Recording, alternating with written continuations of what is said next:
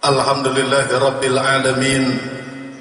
Wassalatu wassalamu ala ashrafil anbiya'i wal mursalin wa ala alihi wa ashabihi as-salikina ala manhajihil qawim. Ashhadu an la ilaha illallah wahdahu la syarika lah wa ashhadu anna sayyidana Muhammadan abduhu wa rasuluh la nabiyya ba'dah. Allahumma salli wa sallim wa barik ala sayyidina wa maulana Muhammadin al-fatih lima ughliq wal khatim lima sabaq nasiril haqqi bil haqq wal hadi ila siratikal mustaqim wa ala alihi haqqa qadrihi wa miqdarihil azim. Wa ba'du, qala Allah ta'ala fil Qur'anil Karim wa huwa asdaqul qailin, a'udzu billahi minasy syaithanir rajim. Falladzina amanu bihi wa azzaruhu wa nasaruhu wattaba'un nural ladzi unzila ma'ahu ulaika humul muflihun. Shadaqallahul azim wa sadaqan nabiyul habibul karim. Fa insyaallah nahnu ala dzalika minasyahidin wasyakirin walhamdulillahi rabbil alamin. Ila hadratil mukarramin, para orang tua, para tuan-tuan guru, para tokoh masyarakat, wabil khusus yang saya muliakan Sohibul Bait, yaitu abang saya Kiai Haji Mahmud Hadi beserta keluarga besarnya. Mudah-mudahan kita doakan beliau senantiasa Allah panjangkan umurnya, Allah sehatkan badannya, dan Allah selalu berkahkan hidupnya. Tak lupa hadir bersama kita yakni Al-Mukarram yang baru saja menyampaikan hikmah daripada maulid, yakni abang saya Kiai Haji Dedi Wahyudi. Mudah-mudahan senantiasa Allah berkahkan hidupnya, amin. Dan tak lupa hadir bersama kita para asatid, di antaranya Kiai Haji Fakhruddin, Kiai Haji Nur Ali, Kiai Haji Jarkasi, dan para asatid lainnya yang saya tidak sebutkan satu persatu, tapi insya Allah tidak sedikit pun mengurangi rasa hormat dan takzim saya. Tidak lupa salam penghormatan saya sampaikan kepada seluruh hadirin yang hadir pada ini tempat. Mudah-mudahan tidaklah kita pulang dari tempat ini, mudah-mudahan tidaklah kita meninggalkan dunia ini kecuali nanti kita mendapatkan syafaat daripada Rasulullah sallallahu alaihi wasallam. Amin ya rabbal alamin. Ibadallah, para jamiah Maulid Nabi yang mudah-mudahan dimuliakan oleh Allah Subhanahu wa taala. Puji syukur kehadirat Allah Rabbul Ghafur yang telah memberikan ribuan nikmat kepada kita. Panjang umur, sehat walafiat, nikmat diberikan rezeki oleh Allah Subhanahu wa taala, dan yang terlebih penting lagi adalah nikmat iman dan Islam. Kenapa nikmat iman dan Islam itu adalah nikmat yang paling penting kita syukuri? Karena akhir zaman ini yang namanya iman itu mahal. Yang namanya iman itu mahal. Zaman sekarang kalau ilmu murah, iman mahal. Apa maksudnya ilmu murah, iman mahal? Zaman sekarang Pak pengen punya anak sarjana, tinggal siapin duitnya yang banyak. Kampus sepinggir jalan banyak. Bahkan melumbuk sarjana-sarjana pada senderan doang kerjanya di rumah. Artinya apa? Ilmu murah. Artinya gampang dicari. Zaman sekarang lah. Zaman dulu bapak boro-boro mau sekolah SD. Pengen sekolah SD kudu nyebrang dulu ke Ciliwung. Pengen sekolah rakyat kudu nyebrang dulu Pohon Karet. Saking apa? Mahal, emang kagak ada lagi tempat belajar. Zaman dulu tuh. Kalau zaman sekarang pengen punya anak sarjana S1, S2, S3 dan seterusnya, tinggal ngumpulin banyak duit. Tinggal kita pilih pengen sekolahnya di mana. Artinya apa? Gampang nyari ilmu zaman sekarang. Zaman sekarang pengen punya anak kiai gampang. Pesantren di mana-mana ada, kagak kudu ke Bogor, kagak kudu ke Kulon, kagak kudu ke Sukabumi, kagak kudu ke Tasik. Di Depok udah banyak pondok pesantren. Zaman dulu yang namanya pengen jadi kiai mahal. Saya punya guru di Cinangka, perbatasan Parung sama Ciputat. Zaman-zaman beliau pesantren tahun 30, adanya pesantren cuma di Cibedug, di Bogor. Perjalanan dari Cinangka, dari Parung ke Cibedug makan waktu 4 hari. Kalau sekarang setengah jam gue nyampe naik kereta. Tahun 30 beliau nyantren di Cibedug makan waktu 4 hari. Seharian nungguin mobil dari Cinangka ke Parung, seharian tuh nungguin itu. Nginep dulu di Parung. Seharian lagi nungguin mobil ke sono, ke Semplak yang ada helikopter, Atang Sanjaya. Nginep lagi di sana semalaman. Semalaman nungguin mobil ke Baranan siang, nginep lagi semalaman. Dari Baranan siang jualan kaki ke Cibedug. Saking apa? Saking pengen punya ilmu agama. Bahkan guru saya pernah cerita, gua sial banget tong zaman dulu. Mobil udah kagak ada, udah tengah malam, gua nge BM, bawa pelengkap bocah sekarang mau nge BM, numpak truk. Kita lempar-lemparin, tau-taunya apa? Truk lagi ngangkut babi. Masya Allah itu kita kualat banget, kita lempar-lemparin saking pengennya buru-buru datang ke pondok. Makanya orang-orang zaman dulu ilmunya pada berkah, nggak pada nuntut ilmunya pakai capek, pakai perih. Udah gitu dirawatin sama ilmu, hargain sama ilmu. Makanya engkong-engkong kita zaman-zaman dulu ngaji sama Habib Usman bin Yahya, ya ilah ngajinya timbang Arab Melayu, ngaji sifat 20, ya kan? Ngajinya timbang begitu, tapi ngaji Arab Melayu giliran pulang bisa kebaca kitab Arab beneran. Gara-gara apa? Berkah ilmu. Makanya kalau orang-orang zaman sekarang ilmu doang setumpukan, berkahnya kagak. Emangnya apa? Kurang begitu yakin sama ilmu. Kedua, kurang akhlak sama kurang hargain sama ilmu. Makanya orang zaman sekarang, wah ilmu apaan gue bisa, sekolah lulusan dari sono, nyantren lulusan dari sono, pulang ngapain di rumah? Gawe kayak kakak, gawe kesanyo, ya buruk ilmu agama. Gara-gara apa? Gara-gara emang kurang keyakinan. Makanya saya bantuin guru saya, Kiai Haji Miftahudin, di Sawangan, pesantren, syarat mutlak, masuk kalau pengen mondok di situ, kagak boleh sekolah. Alhamdulillah udah 10 tahun, alhamdulillah muridnya alhamdulillah 15 kagak nambah-nambah. Emang orang tua zaman sekarang kan begitu, Kiai. Saya bolehin anak nyantren sini, boleh. Bayaran kagak usah dipikirin. Terus syaratnya apa? Jangan sekolah. Kagak jadi dah, Kiai. Lah emang apa? Ntar anak saya jadi apaan kalau kagak sekolah? Tuh, ngajinya aja belum udah nanya begitu. Jadi apaan? Bener enggak? Sebab sekarang kita lagi susah ini nyetak penerus generasi alimin. Kalau sekarang bocah ngaji direcokin sama ijazah, ntar yakinnya kurang. Udah banyak kebuktian begitu. Bocah nyantren 6 tahun, habis 6 tahun kuliah 3 tahun, bukannya jadi kiai, ngelamar gawe lu katong. Puguh pesantren lagi butuh nyetak generasi alimin, generasi orang-orang alim. Makanya udah dah syarat mutlak nyantren sini kagak boleh pakai ijazah. Emang apa? Taruh-taruhan, ayo adu keyakinan, kira-kira bakal manfaat apa kagak, begitu. Makanya sekarang mental bocah pada lembek. Mental bocah pada lembek. Emang apa? Emang didikan dari orang tuanya udah lembek, kagak punya keyakinan. Makanya kalau kita lihat sejarah ulama-ulama zaman dulu tadi diceritakan oleh kisah guru-guru kita, bagaimana orang-orang tua kita zaman dulu nuntut ilmu agama, dapat bismillah juga dirawatin tuh ilmu. Zaman sekarang kan minta ijazahnya doang, rajin diamalin kagak. Ketemu Habib minta ijazah ini, minta ijazah ini, minta ijazah ini. ketemu kiai minta ijazah ini, bari kagak ngasih mahar.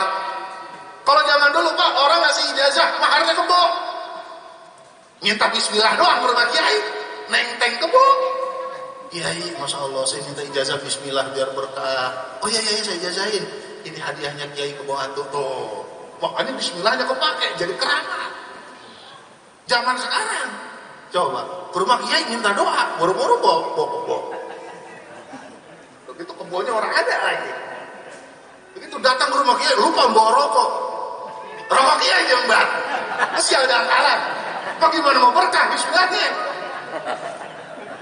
Makanya orang-orang zaman dulu meriang doang tak kagak lenjeh ke rumah sakit.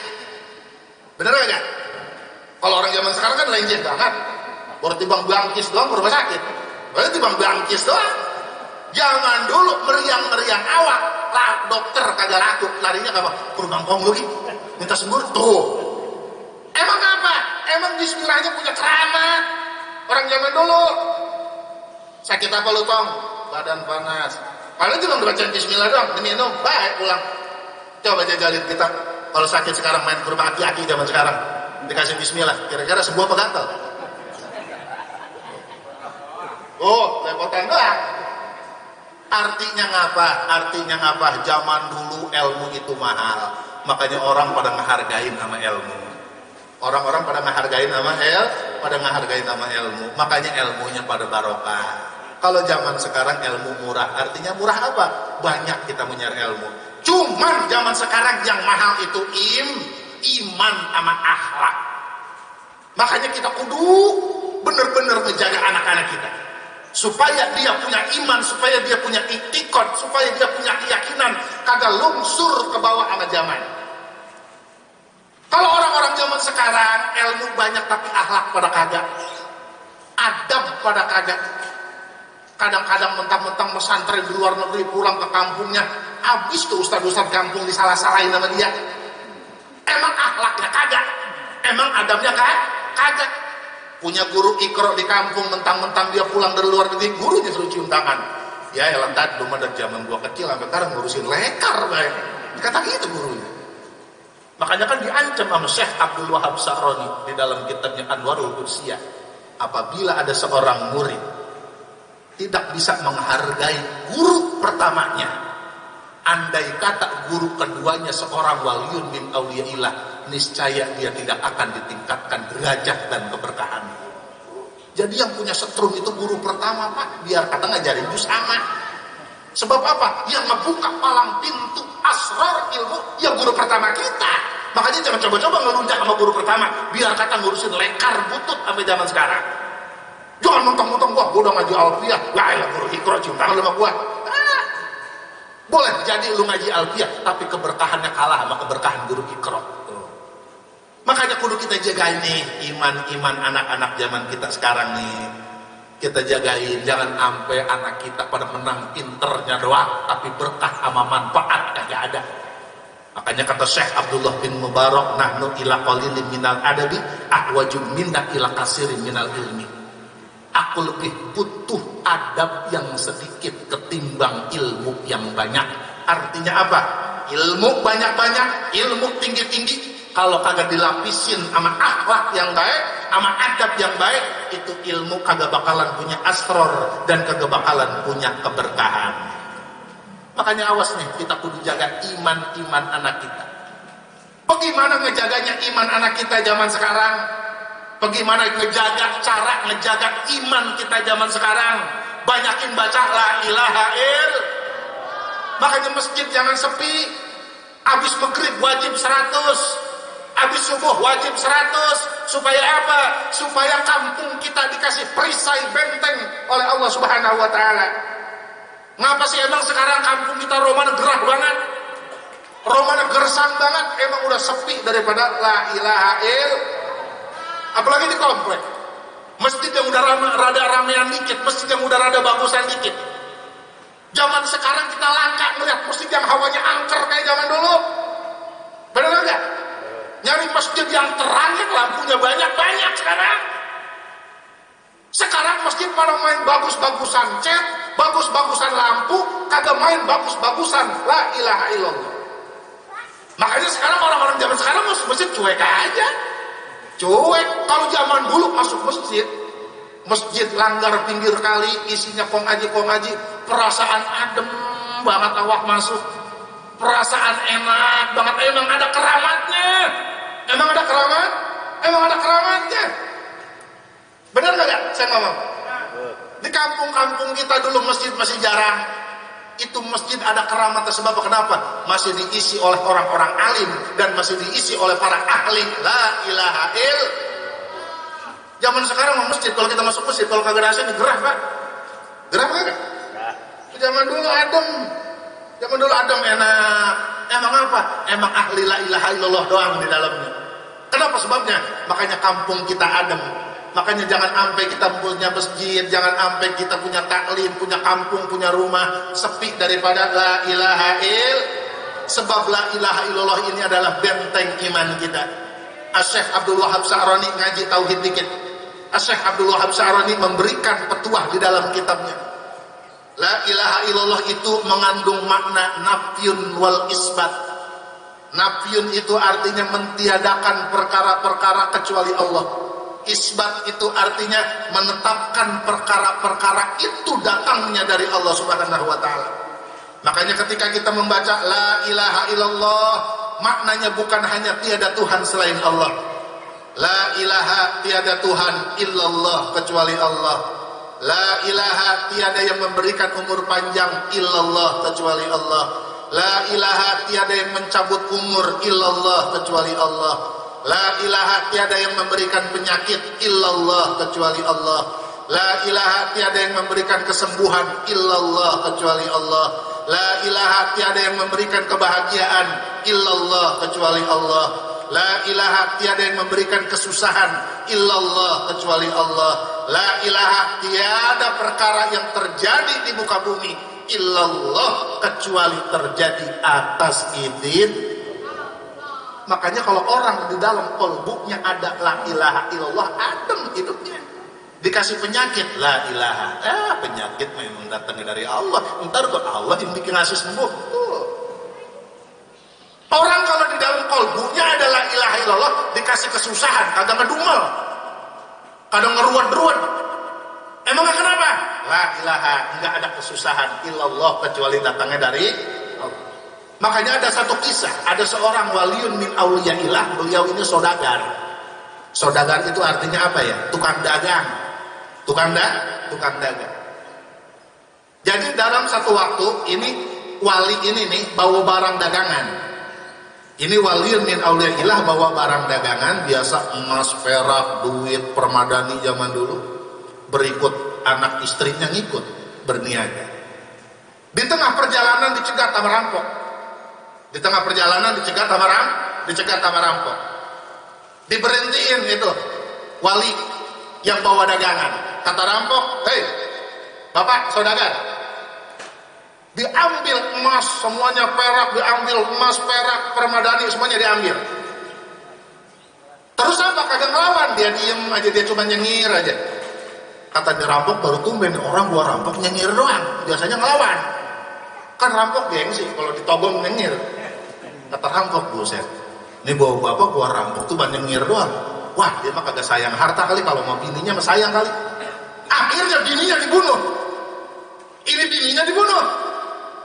Pas bininya dibunuh, ini si bapak nyengir doang aja. Dia cuma nyengir. Ini rampok bikin bingung. Buset, duitnya gua ambil, emasnya gua ambil, dia nyengir.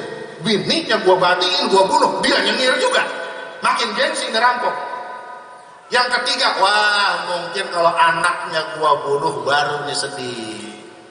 Akhirnya apa? Dibunuh dia punya anak. Apa reaksi itu pedagang? Sama, dia cuma nyengir doang.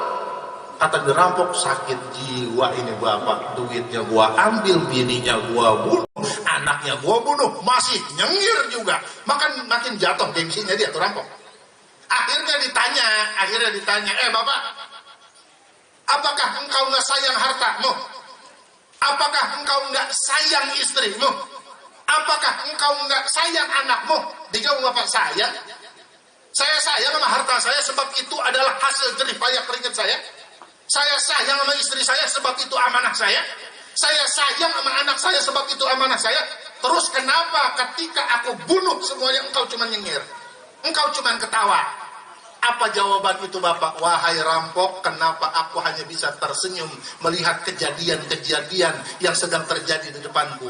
Aku sedang menikmati takdir Allah yang sedang berjalan di hadapanku. La ilaha illallah. Tiada perkara apapun yang terjadi di muka bumi illallah, atas kehendak Allah. Itu rampok jatuh, Pak, goloknya langsung ngucap syahadat. Itu gara-gara apa? Gara-gara di dalam kolbunya ada la ilaha il. Sekarang kita praktekin. Sekarang kan lagi musim begal nih kalau malam-malam. Besok-besok Bapak kalau pulang malam kerja di begal sama orang, kasihin, nyengir. Paling kata begal, alhamdulillah orang-orang biasanya ngelawan dan menyengir baik banget. Jangan diturutin Pak, itu mawali makomnya. Cuman yang kudu kita ambil dari pelajarannya, pelajaran tauhid, pelajaran i'tiqad, zaman sekarang kita kudu sering-sering magerin iman kita pakai la ilaha illallah. Ini baru udah berapa menit ini? Tak lupa salawat beserta salam kita sampaikan kepada junjungan alam, yakni Habibina wa Maulana Muhammad Sallallahu alaihi wasallam, kepada para keluarganya, kepada para sahabat, kepada para tabi'in, kepada para atba'ut tabi'in, sampai kepada ulama dan kita umat Islam akhir zaman. Mudah-mudahan nanti di akhirat kita diakui sebagai umat Rasulullah Sallallahu alaihi wasallam. Tadi Al-Fakir membacakan sepotong ayat Al-Quran, falladzina amanu bihi wa azzaruhu wa nasaruhu wa tabu'un nurul ladzi unzila ma'ahu ulaika humul muflihun. Jadi di bulan yang penuh berkah ini, di bulan di mana dilahirkan manusia yang paling mulia, kata Allah Subhanahu wa taala, siapa orang yang pengen dimasukin golongan ulaika humul muflihun, apabila kita pengen dimasukin golongan ulaika humul muflihun, yaitu orang-orang yang mempunyai keberuntungan entar di akhirat, mendapatkan syafaat daripada Rasulullah. Syaratnya yang pertama, falladzina amanu bihi, wajib kita untuk mengimani Kanjeng Nabi Muhammad Sallallahu alaihi wasallam. Pak, jadi kalau kita pengen mendapatkan syafaat daripada Rasulullah, entar nih di akhirat, kita pengen termasuk golongan ulaika humul muflihun, orang yang beruntung dapat syafaat pertolongan daripada Kanjeng Nabi. Syaratnya yang pertama, falladzina amanu bihi, wajib kita beriman kepada Nabi Muhammad Sallallahu alaihi wasallam. Bukan cuma beriman kepada Kanjeng Nabi, tapi wajib kita meyakini bahwasannya Kanjeng Nabi itu Nabi yang terakhir. Kagak ada lagi Nabi setelah Nabi Muhammad. Soalnya ngapa? Orang Islam zaman sekarang masih kena bego-begoin.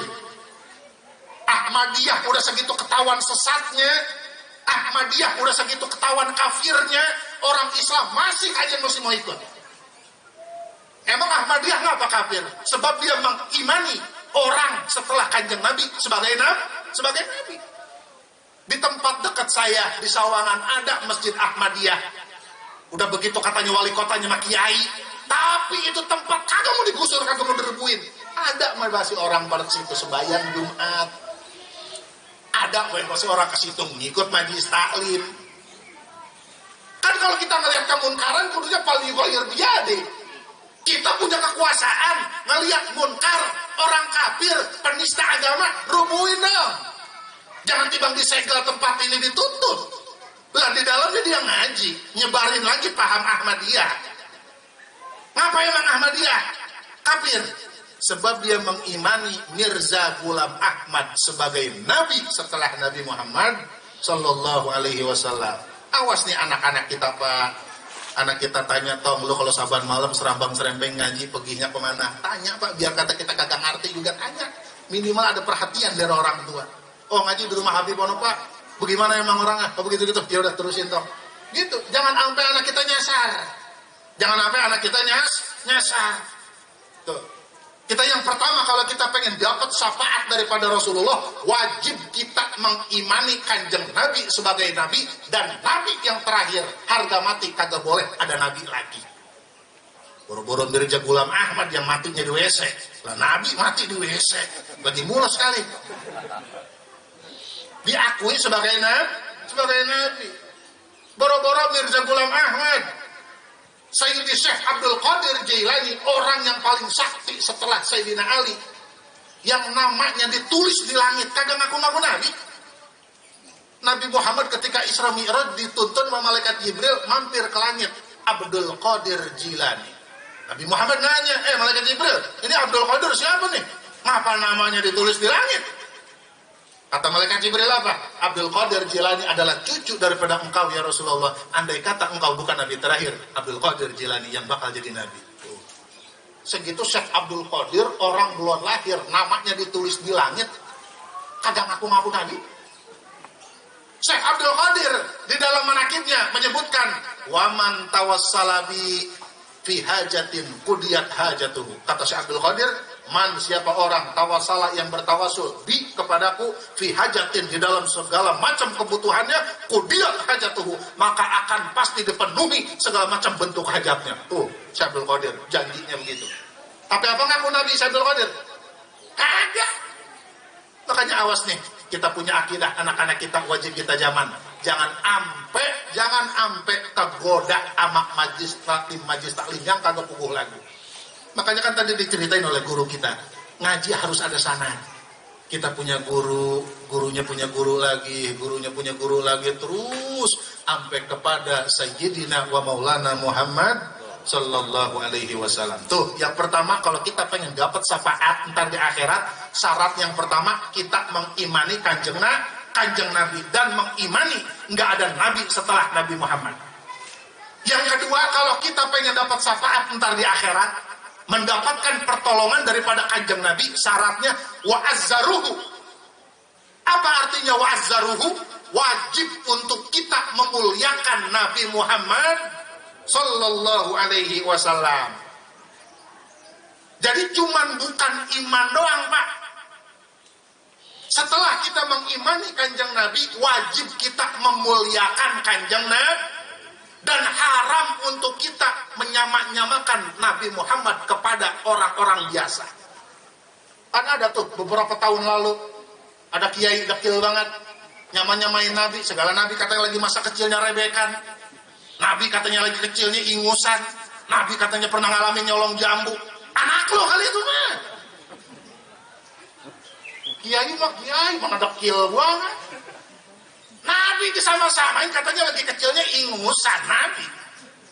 Lo kebayang kagak Pak? Nabi lagi kecil begini lah. Lah kita kok punya anak guru begitu dember banget, mau gimana Nabi?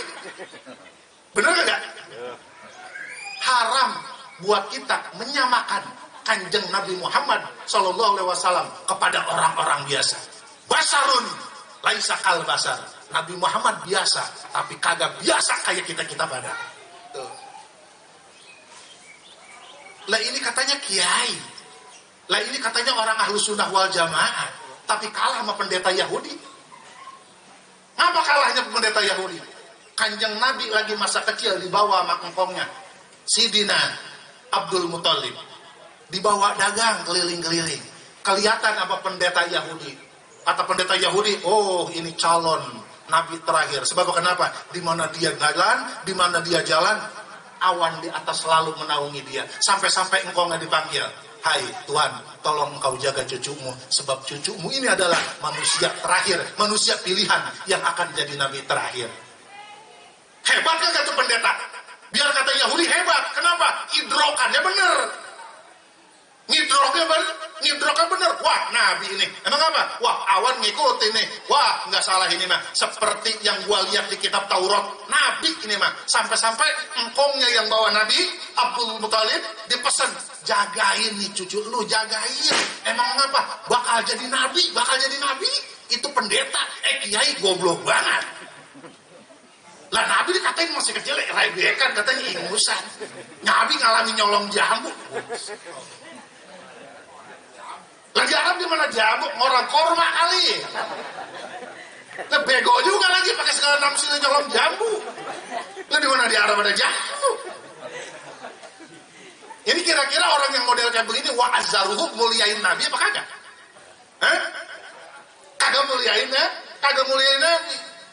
Jadi haram buat kita namsilin kanjeng Nabi Muhammad SAW kepada siapapun manusia termulia lainnya. Nggak cukup muliain kanjeng Nabi, nggak cukup ngemuliain kanjeng Nabi, tapi wajib buat kita ngemuliain keluarga dan sahabat-sahabat Nabi. Sebab ciri-ciri ahlu sunnah wal jamaah adalah hubbul al wal ashabi, cinta kepada keluarga Nabi dan cinta kepada para sahabat-sahabat Nabi. Sekarang kagak ada artinya tiap sore kita isfa'lana ya Rasulullah, tolong kami ya Rasulullah, isfa'lana ya Rasulullah, tapi sama cucunya pada gede. Benar gak? Sama cucunya pada zolim, sama cucunya pada fitnah, sama cucunya pada kagak cinta, sama cucunya pada kagak demen. Bahkan ada yang berani mencoba membunuh cucu daripada kanjeng Nabi Muhammad. Orang yang kayak begini jangan harap lu dapat isfak daripada Rasulullah Sallallahu Alaihi Wasallam. Nah sekarang kita begini Pak, kita punya anak murid, Ustaz Mahmud Hadi punya anak murid, punya santri. Cuma galak banget sama anaknya. Kira-kira dredok kagak tuh bapaknya? Kira-kira bagaimana tuh? Lah ini kita meratap-ratap minta pertolongan kepada kanjeng Nabi, minta syafaat. Ya Nabi, tolong berikan saya syafaat nanti di akhirat. Tapi dia zolim sama cucunya. Kata kanjeng Nabi, siapa? Lu sama cucu gua galak banget. Sekarang lu di akhirat minta tolong sama gua. Lu minta tolong banget sama si RT. Si RT? Paham gak? Paham gak? Lah iya minta tolong gua sama dia. Makanya enggak cukup kita memuliakan kanjeng Nabi, tapi kita juga wajib memuliakan keturunan-keturunan daripada kanjeng Nabi dan sahabat Nabi Muhammad Sallallahu Alaihi Wasallam. Sebab ciri-ciri orang ahlu sunnah yaitu hubbul ali wal ashabi, cinta kepada keluarga Nabi dan cinta kepada para sahabat-sahabat Nabi. Yang ketiga, kalau kita pengen dapat syafaat daripada Rasulullah ntar di akhirat, wan nasaruhu, bukan cuman beriman doang kepada kanjeng Nabi, bukan cuman memuliakan kanjeng Nabi doang, tapi wan nasaruhu, kita wajib menolong kanjeng Nabi. Maksudnya bagaimana kita menolong kanjeng Nabi? Kita wajib menolong warisan terbesar yang Nabi Muhammad tinggalkan, yaitu apa? Agama. Jadi kalau kita pengen dapat syafaat, kita wajib nolong agama. Jangan percaya sama sama omongan-omongan orang zaman sekarang. Oh katanya Allah maka kagak perlu ditolong. Kan ada yang suka ngomong begitu. Sama orang ada dekil juga. Rambutnya rada panjang. Agama mah kagak perlu ditolong katanya. Allah mah kagak perlu ditolong. Makanya apa itu peran pembela Islam? Wah itu mah ya agama kagak usah pakai dibela-bela. Ngapain agama dibela? Ini orang yang kayak begini boleh jadi dia yang bakal ngancurin agama nih Pak. Sekarang kita buktiin pakai sejarah. Zaman dulu ada yang namanya Kesultanan Utsmaniyah. Sepertiga dunia di bawah cengkraman Kesultanan Utsmaniyah. Hebat kagak Pak agama? Agama Islam pada masa itu mendapatkan zaman keemasan daripada agama. Sepertiga dunia, bukan sepertiga negara. Sepertiga dunia membawahi negara-negara tunduk kepada Kesultanan Utsmaniyah yang mayoritas menjalankan syariat Islam. Setahun, 2 tahun, 10 tahun, 20 tahun, 100 tahun, 200 tahun. Akhirnya apa Pak? Hancur. Akhirnya apa? Hancur. Gara-gara apa? Gara-gara lemahnya ukhuwah Islamnya. Akhirnya apa? Orang yang bisa merajai dunia dengan agama Islam hancur. Gara-gara apa? Gara-gara lemahnya ukhuwah Islamnya. Bener apa kagak? Agama kagak perlu ditolong. Kira-kira ucapan kayak gitu bener apa kagak? Bener apa kagak? Sebelum si Dekil ngomong zaman sekarang, Kesultanan Utsmaniyah udah banyak yang ngomong kayak begitu. Allah mah nggak perlu ditolong, agama nggak perlu ditolong. Dengan sendirinya Allah akan menolong agamanya. Tapi ujung-ujungnya Kesultanan Utsmaniyah yang udah ratusan tahun berabad-abad merajai dunia, akhirnya rontok juga. Baru-baru Indonesia baru 70 tahun umurnya, baru 70 tahun, udah dikompor-komporin agama nggak perlu dibela, Allah nggak perlu dibela. Kita buktikan lagi. Suka nonton bola gak Pak? Suka nonton bola gak? Ada yang namanya klub Barcelona, ada yang namanya klub Real Madrid, ada yang namanya klub Sevilla. Itu semuanya kampung-kampung Islam Pak. Yang namanya Sevilla, yang namanya Madrid, lahir ulama-ulama ahli alat dari situ. Namanya Andalusia. Bagaimana Syekh Muhammad bin Ibnu Malik, Sohibul Alfiyah, lahir di negeri Spanyol. Kota ilmu, kalau sekarang mau Bogor, Sukabumi, pesantren mulu gitu Pak. Spanyol tuh Spanyol. Yang sekarang sarang bola. Bukan Malang, bukan, Spanyol. Yang sekarang jadi sarang bola tuh. Dulunya udah kayak Sukabumi. Setiap gang pesantren, setiap gang pesantren, setiap gang pesantren. Kira-kira agama hidup kan dari zaman dulu di situ. Tapi kenapa hancur lebur di bawah tentara salib? Kenapa sebabnya? Karena enggak ada ukhuwah Islamiyah, karena enggak ada ukhuwah watoniyah, karena enggak ada ukhuwah antar kita beragama, antar kita bersyariat Islam. Jadi orang-orang yang ngomong agama kagak perlu dibela dari zaman Andalusia, dari zaman Utsmaniyah udah ada. Sekarang terulang lagi di Indonesia. Agama kagak perlu dibela, Allah kagak perlu dibela, ntar juga menang sendiri. Iya, nungguin kapan? Nungguin hancur kita punya negeri, nungguin hancur kita punya agama. Jangan kata Indonesia, Utsmaniyah yang udah berabad-abad mencengkram seperti ke dunia, hancur. Andalusia, kota ilmu, negara ilmu yang berabad-abad. Tapi gara-gara apa? Gara-gara lemahnya ukhuwah Islamiyah, hancur. Makanya sekarang kita wajib wan nasaruh, wajib kita membela agama. Dengan apa? Kagak perlu ngangkat perang, kagak perlu Pak. Lagi juga nyali kita kurang begitu gede sama perang mah. Boro-boro lewat juga Anda tengah malam ada ngikutin gue nyemput. Belum gimana mau perang. Perangnya kita mau pakai ilmu Pak zaman sekarang. Sebab kenapa? Kemuliaan agama adanya, letaknya pada kemuliaan ilmu seseorang. Kita bisa ditakuti sama orang Islam nih, kita bisa disegani oleh orang lain, kita bisa mendapatkan muru'ah, kita bisa punya haibah, bukan gara-gara harta yang kita punya, tapi gara-gara ilmu pengetahuan yang kita punya. Makanya jangan sekali-kali kita ninggalin ngaji kalau kita cinta Rasulullah Sallallahu Alaihi Wasallam. Disinggungkan tadi sama guru kita. Jangan timbang menang maulid doang, lepangan gajinya kagak mau. Kan orang Islam sekarang belagu pakai gamis, rambang, serembang, sono kemarin, mau wudhu kagak ngerti. Sama doa mandi junub, niat mandi junub kagak ngerti. Tong lu nenteng-nenteng hadroh mulu, gua tanya, niat mandi junub gimana? Nawaitul ghusal ghasil tuh. Nawaitul ghusal ghasil. Lah kan malu sama sarung, malu sama peci. Bagaimana kalau kita diajak munazoroh? Bagaimana kalau kita diajak berhujjah? Bagaimana harga diri kita bakal jatuh dari jadi orang Islam? Gara-gara apa? Gara-gara kita kagak punya ilmu agama. Makanya kalau kita bener-bener cinta sama Nabi, wan nasaruhu, wajib kita menolong warisan Kanjeng Nabi Muhammad Sallallahu Alaihi Wasallam. Yaitu apa? Ilmu agama. Alaikum bitolabil ilmi qabla ayyurfa'ahu. Kata Kanjeng Nabi, wajib atas kalian semua itu menuntut ilmu qabla ayyurfa'ahu, sebelum ilmu itu diangkat oleh Allah Subhanahu wa taala. Jangan sampai nyesel. Jadi ilmu itu ntar pada masanya bakal diangkat sama Allah, Pak. Jangan sampai nyesel kita ninggalin anak kita jadi orang-orang yang bodoh. Kan tadi diceritain sama guru kita di zaman Habib Usman bin Yahya, Masya Allah berkah banget hidupnya. Orang-orang pada ngaji, kita timbang dengar cerita doang, ya udah kagak ada orangnya. Di zaman Guru Marzuki, Masya Allah enak banget hidupnya, berkah banget hidupnya, ilmunya banyak. Ya kita timbang dengar ceritanya doang, kagak bisa ngalamin ngaji sama beliau. Di kampung kita ada Guru Arju di Mekarsari, kita dengar ceritanya beliau ahli kitab, orang soleh, ulama ahli faqih di dalam agama. Tibang dengar doang kagak bisa ngalamin ngaji.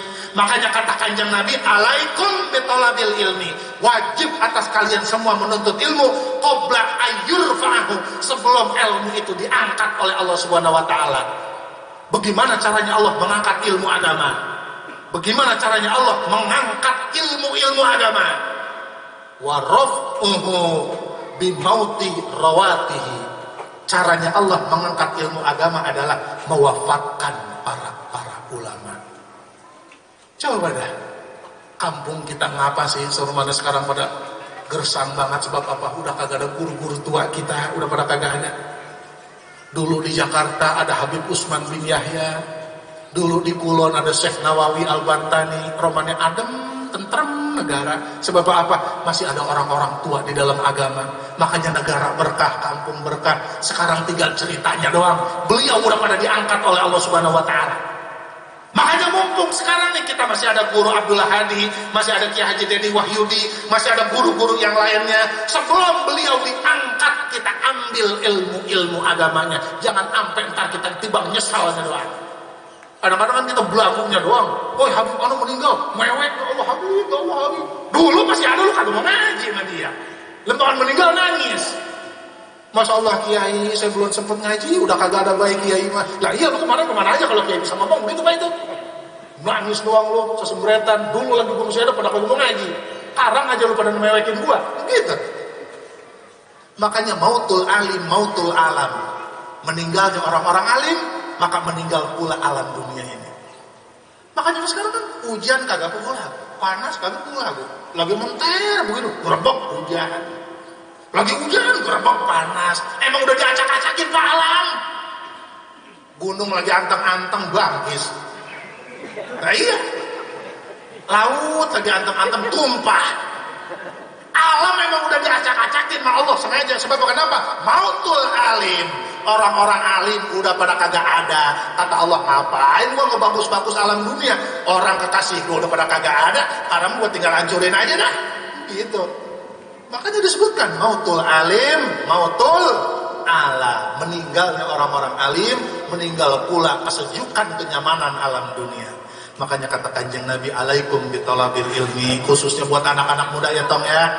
Ya tong, ngaji yang benar, ngaji yang benar, ngaji yang benar. Ikutin ulama-ulama yang emang istiqomah, ngikutin ulama-ulama yang emang benar, gurunya jelas. Supaya apa? Supaya entar kita kagak nyesel. Supaya kita punya kemuliaan, supaya kita punya muruah, supaya kita punya haibah. Sebab zaman sekarang orang Islam udah lagi kagak ada harganya. Ngapa emang? Karena orang Islam satu kagak mau bersatu, kedua orang Islam pada kagak mau ngaji. Artinya apa? Artinya orang-orang yang benci sama Islam, wah Islam gampang. Sekarang mah gua adu aja, majelis taklim lain sama majelis taklim lain kan berantem. Sekarang begitu. Baru timbang beda jamaahnya doang. Guru lu bisa apa? Wah kalah guru lu sama guru gua. Tuh guru jadi adu-adu sama dia. Akhirnya apa? Berantem. Ngaji kagak, guru jadi adu-adu. Wah, kata orang apa? Kata orang di luar Islam. Wah, gua rasa nih orang Islam udah kagak ngumpul, udah kagak bersatu nih. Yang kedua, orang Islam berbego-bego, pada kagak ngerti agamanya sendiri. Dengan cara apa? Dikasih beasiswa. Lu ngapain sih nyantren? Badan lu ntar bergatal, pada gudi. Lu ngapain nyantren nih? Gua kasih beasiswa, lu kuliah beda, lu kuliah nih, lu belajar ngajinya nih di kampus ini. Ntar yang ngajarin ngajinya siapa? Bukan kiai pak, orang kafir. Karena sekarang pak banyak dosen syariah, dosen fakultas ilmu syariah. Siapa namanya? Hertunus. Orang apa? Orang kafir. Lah bagaimana belajar tafsir gulur orang kafir? Makanya sekarang gitu, lu mah kagak usah pakai nyantren deh ya, lu pakai pesantren suka bumi, mana mandinya air entang, gatal. Nih gua kasih beasiswa nih, lu ngajinya di sono gini, di gedung ono, nih gua gaji, gua bagi duit. Nih kota anak muda akhirnya apa? Pulang kagak paham sama orang-orang tua kita, kan begitu. Bener gak pak kira-kira? Bener gak? Tuh makanya ayo kita jagain guru-guru kita yang istiqomah. Nah buat kita yang masih muda, jangan lepasin majelis mulu dan begini mah cuman hiburan tahunan nih, cuman penyuntik semangat supaya kita cinta sama Nabi, sama cinta sama ilmu. Tapi realisasinya, amalia hariannya, ayo kita ramein majelis taklim. Kata Nabi, wa ulaika humul muflihun. Mereka yang sudah beriman kepadaku, mereka yang sudah mengagungkanku dan menghormati keturunanku, mereka yang sudah menolong warisanku yaitu agama, wattabu'un nurul ladzi unzila ma'ahu, dan mereka yang mengikuti Al-Qur'an, ulaika humul muflihun. Niscaya mereka yang bakal jadi orang beruntung mendapatkan syafaat daripada Rasulullah sallallahu alaihi wasallam. Terakhir, ada pesan daripada Syekh Fudel bin Iyad, ittabi tariqatal huda wa la yadurruka qillatus salikin. Kata Syekh Fudel bin Iyad, ittabi tariqatal huda, ikutilah jalan petunjuk yang lurus. Kita jangan gampang kegoda nengok kanan, nengok kiri. Ittabi tariqatal huda, ikuti jalan petunjuk yang lurus. Wala yadurruka qillatus salikin, dan jangan sedih apabila di dalamnya itu hanya sedikit orang yang mengikutinya. Jadi kita kalau tiba ngaji 3 orang, 5 orang, jangan sedih. Ngaji tibang 10 orang, jangan sedih. Kata Syekh Fudel bin Iyad, ittabi tariqatal huda, ngaji mengaji baik udah, ngaji mengaji baik, yang penting jelas gurunya, yang penting jelas kitabnya, udah dah ngaji mengaji baik, jangan ke kodak kanan, jangan ke kodak kiri. Walaya dulu kakilatus salikin, dan jangan sedih apabila yang ikut cuma dikit. Sekarang kan majelis salam dikit banget lah. Ngaji habis maghrib, nah cuma 10 orang. Itu gue udah generasi wal asri semua udah aki-aki semua yang ngaji. Iya, anak-anak mudanya kagak, tapi kita dihibur oleh Syekh Fudel bin Iyad. Di akhir zaman udah ada, kita ngikutin aja ulama yang lurus, kita ngikutin Habib aja, Habib yang lurus. Kita enggak peduli orang mau bilang kita apa. Wala yadurruka qillatus salikin. Wah lu mau ngaji mah Habib Ono cuma jadi radikal doang lu, antara jadi teroris jarin. Ya emang apa sih kalau jadi teroris ntar orang pertama gue matiin lo? Gitu aja dijawabnya. Lu ngapain ngaji ke sono lu? Habib Ono itu mah Habib teroris. Iya emang apa? Ntar orang pertama gue bunuh lu. Gitu. Emang ngomong lu leceh mulut lu. Gitu. Udahlah pokoknya ittabi tariqatal huda wala yadurruka qillatus salikin. Di akhir zaman udahlah kita ikutin guru kita yang lurus. Wala yadurruka qillatus salikin, dan kita jangan sedih dengan apa-apa yang dilalui isinya cuma sedikit. Mudah-mudahan semuanya itu bermanfaat buat kita, dan sekali lagi mudah-mudahan kita entar di akhirat mendapatkan syafaat daripada Rasulullah sallallahu alaihi wasallam. Amin amin ya rabbal alamin. Walakum minkum. Wassalamualaikum warahmatullahi wabarakatuh.